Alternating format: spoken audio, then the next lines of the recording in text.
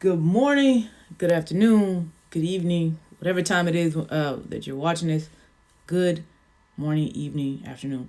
I wanted to get on here and talk about something that I actually woke up thinking about. And this is just my belief and my opinion.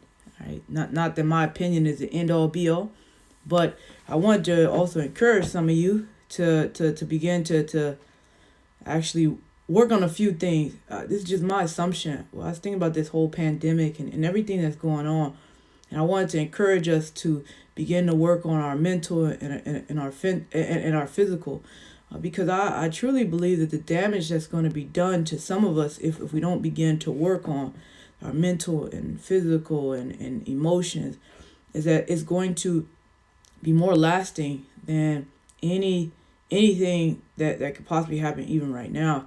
And so one of the things that I've done is I've put myself in a routine, because I remember in the beginning, right, when March, like it was the second week of March, when everything first happened, it was very mentally, it messed with me because I'm a very interactive person. I love meeting with people. I love engaging with people. That's just who I am.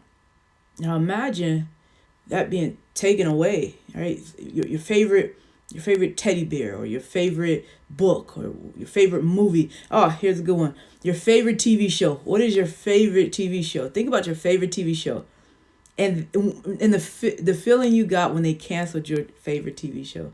I know that's something minor. Don't take Please don't take offense to me comparing it, but it was devastating when I found out one of my favorite TV shows was canceled, right?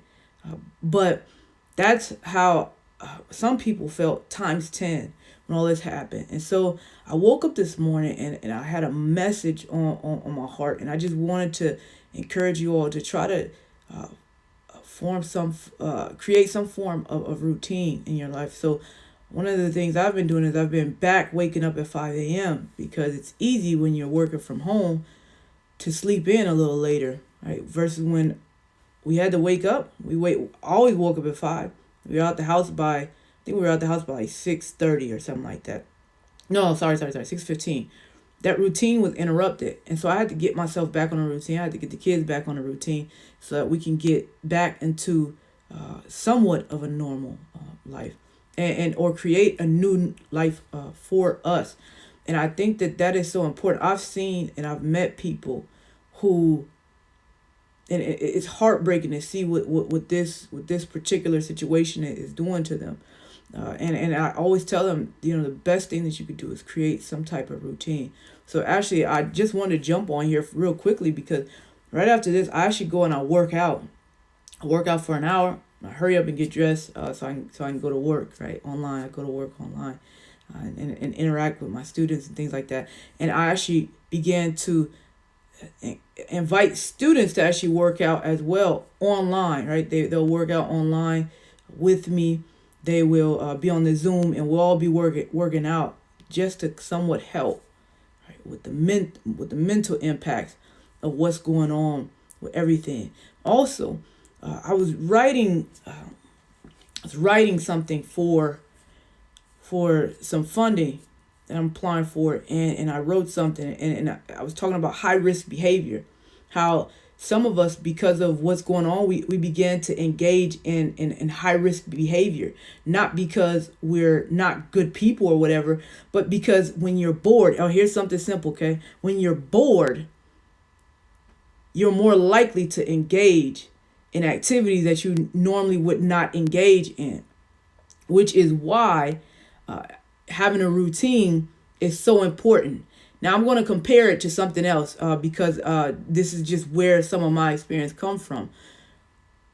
A lot of time, not when I was younger, and I got into a lot of trouble. Thank God that they've changed the juvenile hall justice system. It's a lot of work that they still need to work on, but I had a routine, and it's the only thing that stopped me from going crazy for being in a box. Even when I was in a group home, they would put us in a box sometimes, in a blue room box. I can still see it. I had to develop some sort of routine. So I would say, okay, I'm gonna walk back and forth. Like one of the well, not bad habits, but one of the habits I have to this day when I get nervous, or I'm thinking, or some I pace back and forth. And so I can tell you how many steps was from this one to that to that corner.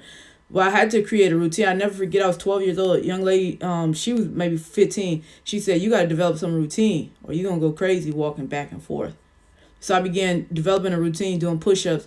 I knew that if at this particular time we're going to eat lunch, at this particular time we're going to go outside, this particular time we're going to go to school.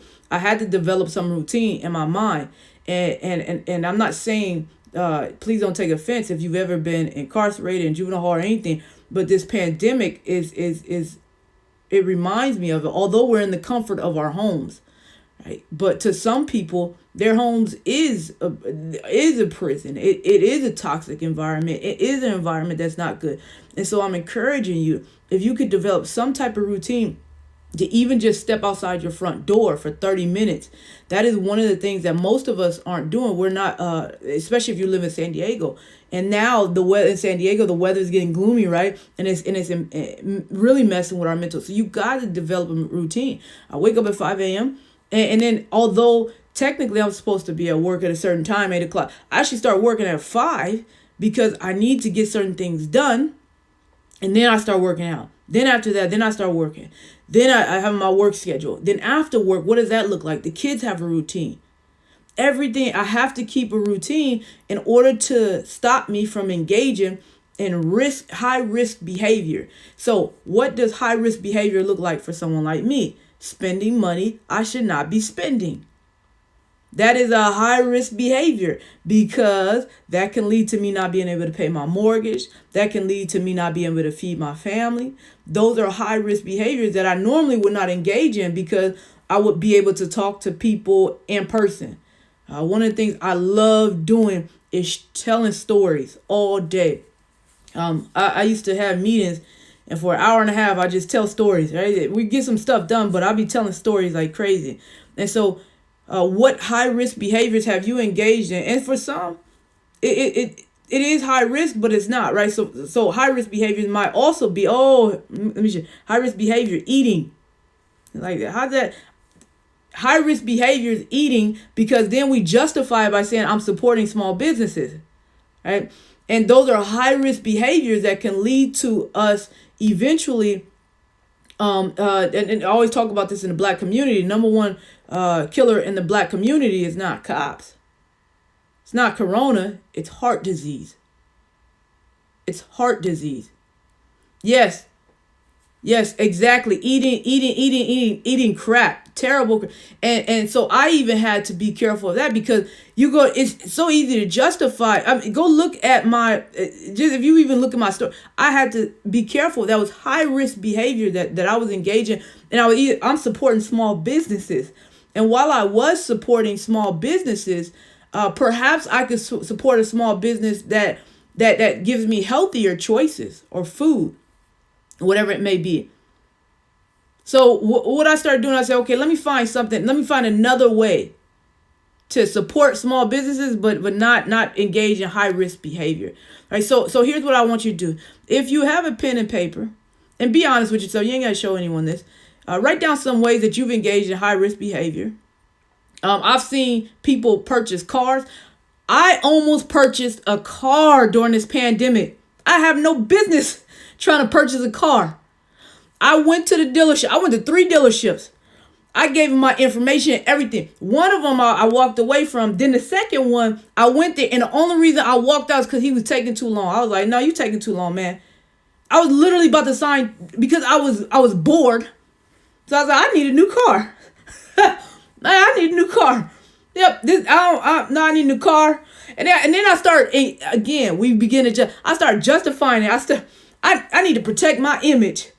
I ain't never cared about no, y'all see I got a sweatshirt on. I don't care about, it's not that I don't care about an image, but I never really, I'm more into like, I would rather own the car than for me to be driving a particular car and paying a lease or whatever it may be that I know I can't even afford because I have an image.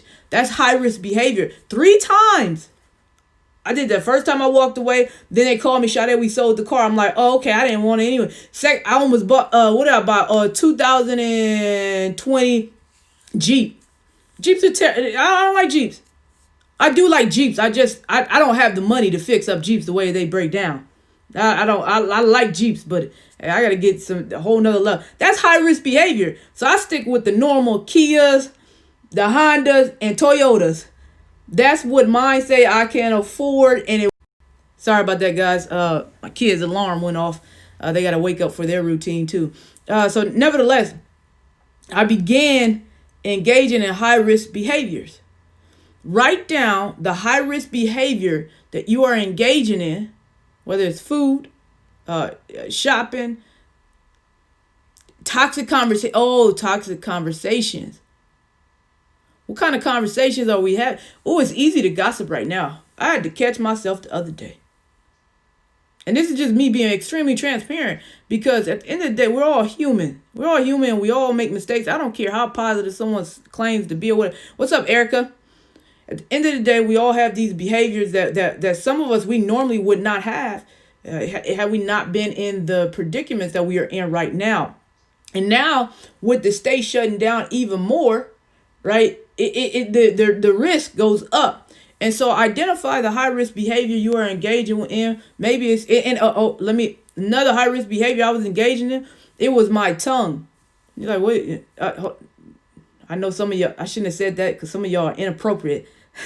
Some of y'all, I shouldn't have. I mean, the way I talk to people, you get irritated when you in a house all day. Me and my kids were just talking about this. We used to get along fine before the pandemic because we woke up in the morning, they went off, they had their friends at school. I had my people at work. We meet up at the end of the evening. How was your day? Lovely. Now we're around each other too much. And I'm starting to see how my daughter is like me. And my son is kind of like, but he's very analytical. I never realized how analytical he was. And so he's the type of person where it's like, well, why this? Why that? How come we can't do it this way? And I find myself, just do it. I don't know, just do it. So my mouth became very toxic. And so I did. That was one of the high risk behavior I was engaging in. You can really tear somebody down by what you say to them. And so it's important for us to engage in that. I will say, okay, let me talk about the positive things I've learned during this pandemic, and this is why I want you all to identify the high risk behavior that you're engaging in and begin to slowly work towards, eliminating it. So even some people are watching TV quite a bit too much. If you're black, here is a study that was done, and it was saying that the people who watch the most TV are actually black. Black people watch the most TV. And if you look at every poll that we're on, when it comes to black people, we are at the bottom of the total poll, right? So if you look at Dr. George Fraser, he talks about a lot. Dr. Watkins talk about us watching TV too much, and Dr. Claude Anderson. Speaking of all three of the people, I knew Dr. George Fraser before the pandemic, and I knew Dr. Boyce Watkins. One of the great things that came out of this pandemic was I discovered who Dr. Claude Anderson was. Dr. Claude Anderson is the best thing that ever happened to the black community, and more black people need to know who he is. I don't have my book. Where's my book at? More black people need to know who Dr. Claude Anderson is. If I truly believe that it is not social issues that can help us persevere. It's economics. It's economic. It really, money is an area. Only people say money is anything. People got money. But nevertheless, I started studying the principles of powernomics. I believe that any class that teaches about black people, black history, anything, they should have one of Dr. Claude Anderson books in their classroom.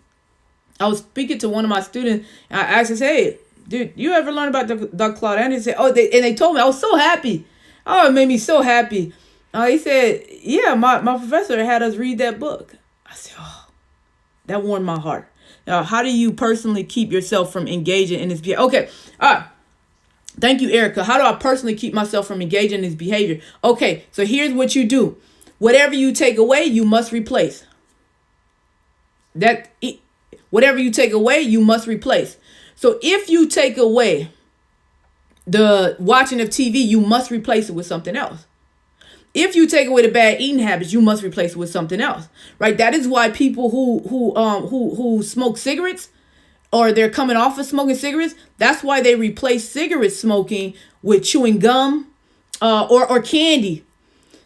People who smoke, who are coming off of smoking cigarettes, they tend to sometimes gain even more weight. You want to know why? Because it's the habit of moving their hand. All right, I'm gonna do something, okay? Please don't make a meme out of me or nothing like that. But let's pretend this is a cigarette, okay? Smokers are used to doing this. It's the habit of doing this. This is what helps make things. It's the habit. So that's why a lot of smokers who stop smoking, they begin to eat a lot of candy, small candies, because it's the habit of doing this.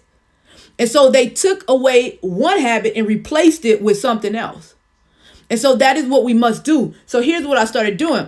I began watching a lot of TV, eating and stuff like that. I replaced the habit. That's how I discovered Dr. Claude Anderson. I replaced TV with YouTube educational videos. Before I came on here, I was watching Dr. Boyce Watkins, and he was talking about relationship, black love, and things like that. And so I've been engaging in a lot with Dr. Boyce Watkins and Dr. Claude Anderson. I began to try to read more books.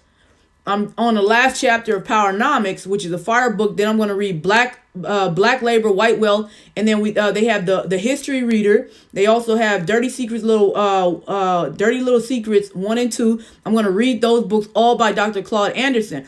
So I replaced all my behaviors in regards to TV and some of my boredom with reading books. So whatever you take away, you must replace. So same thing. If you're used to drinking a lot of soda, you have to replace it with something, water. I take this. It's called greens, right? So I pour the little scoop. I scoop it in there. It said, "Oh, I do have a book club, Erica. Remember I told you about Powernomics. I told you about Powernomics, the book club. Matter of fact, I just presented on Sunday at the book club on chapter 3 of Powernomics. I was a speaker for that. I'm trying to create a Powernomics for Black people in San Diego. And if you are interested in attending, and this is what I'm doing with my time.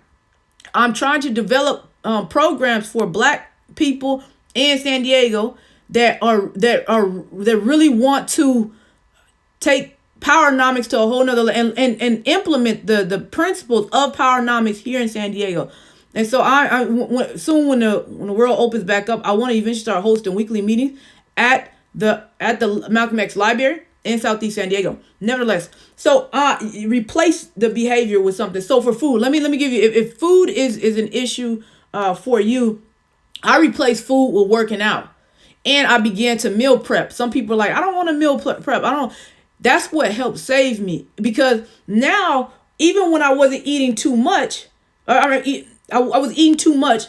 Now the problem is I eat too little. Both are very damaging. Please do not ever in your life think that someone is skinny is healthy. That's not good. It's not good if you can be skinny and unhealthy completely. And so I began eating not enough. So I had to meal prep to remind so that way I didn't have any excuse not to eat. So I went from eating too much to not eating enough. So I had to do meal prep. So I had to replace that with meal prep. And now all I do is go to the refrigerator. I get tired of eating the same food. Sometimes I do. But that is how I was able to lose 17 pounds. People see me, they're like, I can't believe you lost 17 pounds. I didn't even know you had 17 pounds. Oh, I had 17 pounds on me. I had to replace it. Erica is also part of, Erica, you know this too, the community cleanup. Come to Spring Valley. I knew that there was a stay-at-home order, and I was careful, but I wanted to clean up my community. Spring Valley over by Bancroft Park was a mess, full of unhoused individuals. What meal prep do you like? I'll answer that right quick, Dr. Luster. It was full of unhoused individuals who needed support. It was also full of drugs. It was full of prostitution. In fact, someone was murdered at Lamar Street Park. They had a visual and everything. I'm like, it was ridiculous. So those who, Erica knows this without a doubt. I began getting into community service. Go to Lamar Street Park. Within a matter of a month, I got into community service and I got into politics.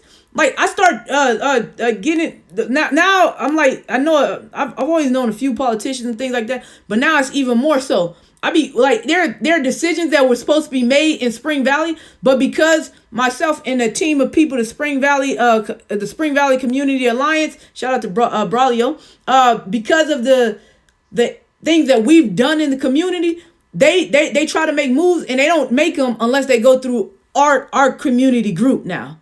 So I got into a lot of things that helped, and we were socially distanced. We were picking up trash, and it went from picking up trash in the community to now we were making political decisions in the community, and it's still going on. And Erica knows this because remember Erica, I invited you out. I was like, hey, I'm part of this cleanup crew. Why don't you come out? And it started because someone was on the app next door and was like, hey, Sade, no. I wanted to pick up trash, but I just didn't have the time. Then what happened was Braulio, shout out to Braulio, our leader.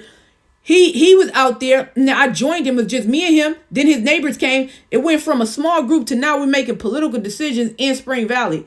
Unbelievable. Now, so I had to replace certain behaviors with community outreach because that's where my heart was. Right. And now go by Lamar Street Park. Do me a favor. Go by Lamar Street Park. And what I want you to do is I want you to take a look at how my kids was like, I didn't realize how beautiful that park was. And so Lamar Street Park is absolutely stunning now. Stunning. And we even got them to put a gate up. We had them put one of the main reasons why that park was being flooded with so many illegal activities because a simple solution such as putting up we had them take the fence and push it all the way out towards the sidewalk. They did that. Then they started planting all kind of trees and plants and stuff like that. Then what they did was they ended up putting then we said, hey, the problem is the park closes at a certain time, but there's nothing to stop the cars from going in. And so we suggested they put up a gate. Here's another example of when I replaced it. It was a weed dispensary in Spring Valley. You can't have weed dispensaries in Spring Valley because we're an unincorporated area. Within a matter of weeks, they were served and they're gone. Now they somewhere in La Mesa selling weed. I don't know. As long as they ain't here in Spring Valley, they shouldn't be selling weed. Never mind. That's a whole nother subject. I don't want people attacking me. But nevertheless, they're not here anymore. It was so much activity going on at this illegal dispensary. It's not even funny. And it was across the street from another park.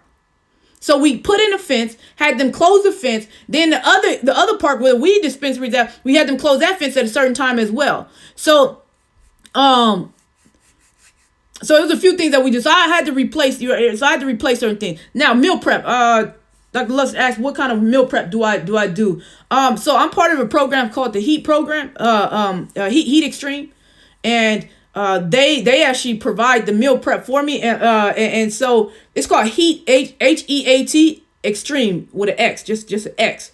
And if you go on Instagram, you type in I am the real DP, his page will come up, and you'll be able to see what exactly he done. But basically I put it. It was a time when this first started. We had the PDF, and he told us what to eat, how much of it I would weigh out the food. So I had chicken, broccoli, and maybe a little bit of brown rice. Oh, I hate brown rice. And so those I would literally eat that, and then shrimp or something like that. And so his name is I am the real DP on Instagram, and it's called the Heat Challenge. If you type in the Heat at Heat Challenge, it'll pop up. Matter of fact, what I'll do is after this, if you look in my stories, I'll tag them on it. Just because I want everyone to have this information. It really helped me out. And you work out from home. So I was working out from home. I never liked gyms, by the way. So people always think that I like gyms. I ran track and field in college and things like that. I don't like gyms. I've always thought they were dirty and nasty before the pandemic. I would go in a gym and I think they're dirty, and I'm too competitive. I go in a gym, I look around, and I got this attitude in me. Y'all excuse me, I'm working on being humble. I walk in a gym, I say, I'm Sade Burrell. What in the world? I do 2 pull-ups and be like, I'm done. I don't need to work out no more. I'm done. Sade Burrell. Very cocky. And I walk out. Like, that's my workout. And then we'll get on social media. Just finished working out, y'all. Oh man, something was really wrong with me. I'm like, man, like, what in the world? Man, like, what's wrong with me? Just finished working out, y'all. So anyway, I say all that to say to y'all, I hope that y'all are able to look at your behaviors that you have and really make some adjustments. Whatever those adjustments are. Right? We're setting up a garage workout area in the home. Oh yeah. Oh, that's smart.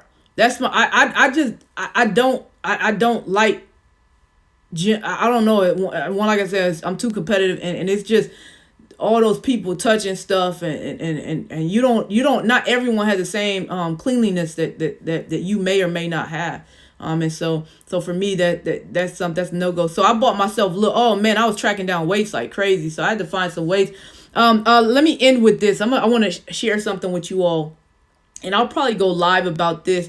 I really want, one of my aspirations is to teach people how to create genuine relationships with people.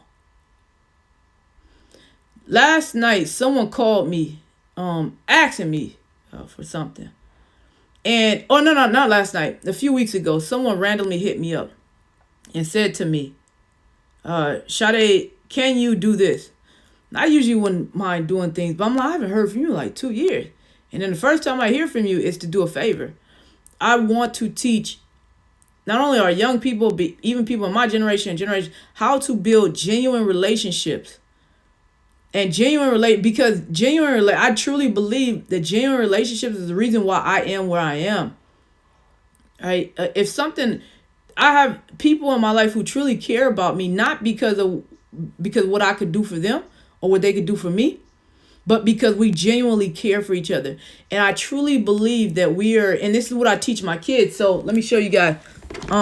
If you don't already, go pick up my kids' book. They have an Instagram called We Are Grateful, written by my son and my daughter, Amar and Mulumva. They have a book called We Are Grateful. Go on Instagram, type in We Are Grateful. You can follow their page. I teach my children to be thankful for anything that they may have. Small, little, doesn't matter. Right? I share a story. I'm getting ready to make some moves in my life that are requiring me to sacrifice a lot. And my sweet, kind son and my sweet, kind daughter, they know that we're getting ready to make sacrifices. And my son said this to me. He said, "Mommy, I'll give you $50 to help you with this, whatever." And I laughed. I chuckled for a little bit. I chuckled because I'm like, $50 is not going to. But I said, son, that is so nice. And my daughter said, I have 25 I can contribute. I said, no. The reason why that meant a lot to me is because they have a genuine relationship with me, of course, because I'm their mother, but they would do that for anyone. If someone on this live said, I don't know, I need gas money, I need help picking weeds, I need support doing this, my kids will help you. That is because we teach a sense of gratitude in my house. That's very important, to be grateful in all circumstances, good, bad, no matter what. And so when the pandemic hit, I had to practice gratitude. I'm yelling, I'm screaming, I'm doing all this stuff, but I'm still having to practice gratitude because I have 2 children who are looking after me, who are looking up to me. How I handle a situation is how they'll grow up to eventually handle situations too.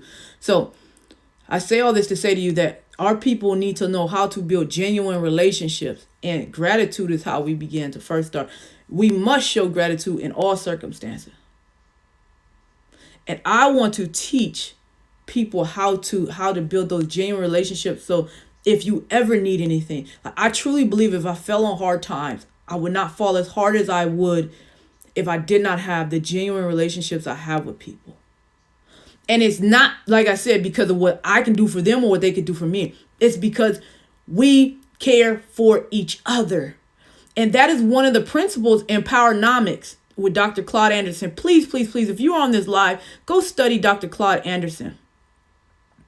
Yeah. Oh, thank you. Please, please, please go study Dr. Claude Anderson. One of the things he teaches is power of community. It's in chapter 3. Chapter 3, power of community. So I hope that you all are able to begin to build genuine relationships. You're able to replace toxic behavior with behavior that's more not behavior that will help you accomplish your goals, as opposed to getting you to places where you don't want to be, or places you don't want to go back to. So next live, I'll teach you guys about how to build genuine relationships and how to actually, if you want me to go deeper into how to replace those behaviors, I can. But nevertheless, I'm so thankful for you all. Thank you to all three of you who stayed on this live. Appreciate it. Thank you, Dr. Luster. I appreciate you all, Erica, and everybody else who's on this live. I truly appreciate you all. You all have a great day. You all be encouraged, and don't forget to write down the behaviors. What's going on? Oh, my favorite taco truck is on this live. Yo, I'm about to follow y'all and find out where y'all are now, because I might have to go get some time. Oh, I said I was going to replace the behavior. Man, oh, man. Anyways, y'all have a great day. It's me, Sade Burrell. Stand for something. Oh, man.